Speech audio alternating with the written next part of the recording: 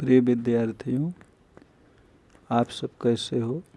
भगवान से प्रार्थना करता हूँ कि आप स्वस्थ और खुश रहें, आपका भविष्य उज्ज्वल हो।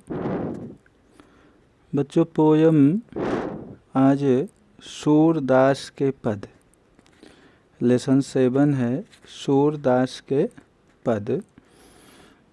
तो सूरदास ने जो है भगवान कृष्ण की महिमा का गुणगान किया है। सूरदास भगवान कृष्ण के अनन्य भक्त थे।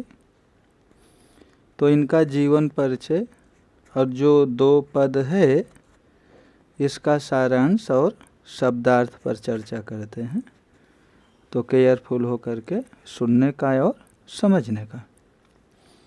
महाकवि सूरदास जी का जन्म कुछ लोगों के मतानुसार दिल्ली के पास सीही नामक गांव में हुआ था।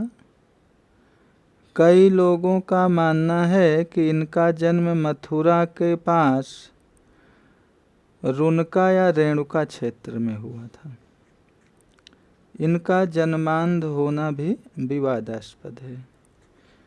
यानी सूरदास जी जन्म से अंधे थे, ये विवादास्पद विषय है, क्रिटिकल विषय है। और इनका जन्म कहाँ हुआ था ये भी जो है क्रिटिकल है।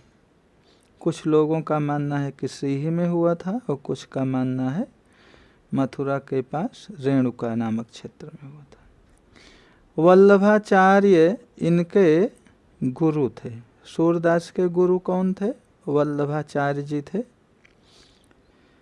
इनकी प्रेरणा से वे श्रीनाथ मंदिर में कृष्ण की लीलाओं से संबंधित पदों की रचना करते थे।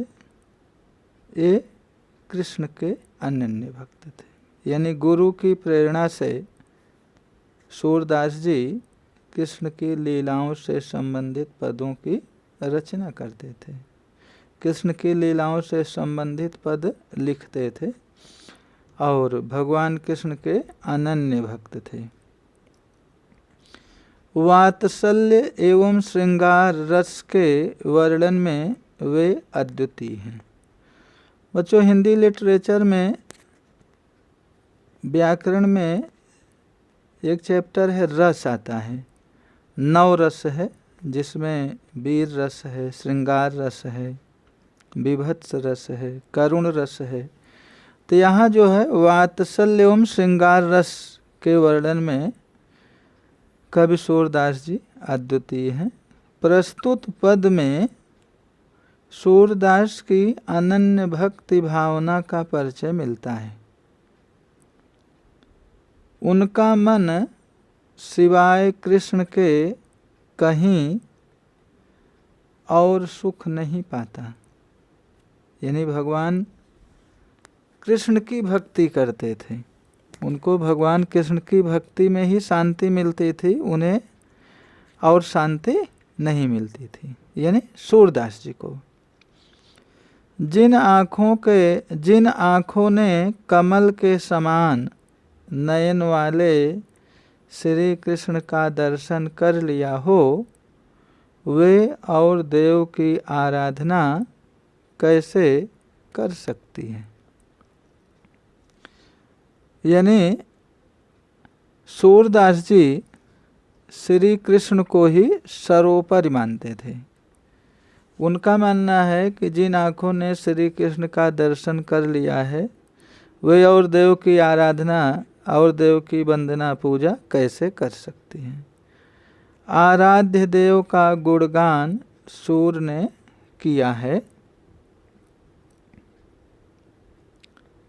दूसरे पद में भी कृष्ण का मनमोहक वर्णन किया है। बाल कृष्ण की चेष्टाओं के माध्यम से बालक कृष्ण का मनोरम्य वर्णन किया है। शब्दार्थ में अनत मीन्स होता है दूसरे स्थान पर, अन्यत्र, दूसरी जगह। पंछी मीन्स पक्षी, विहग महातम महानता,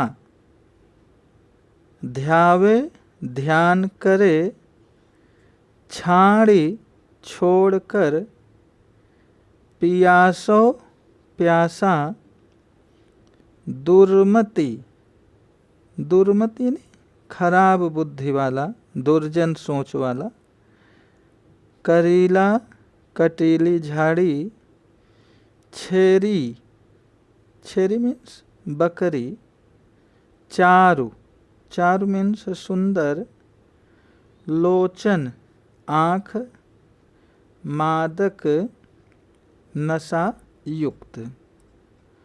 तो बच्चों ये जो सूरदास के पद है आपको घर पे कम से कम 2 बार पढ़ने का है और शब्दार्थ याद करना। जैसे पहले पद में अनन्य भक्ति भावना का वर्णन किया है और दूसरे पद में कृष्ण की मनमोहक मूर्ति का वर्णन किया है। तो होमवर्क में आपको सूरदास के पद घर पर पढ़ो, शब्दार्थ और टिप्पणी याद करो। Thank you.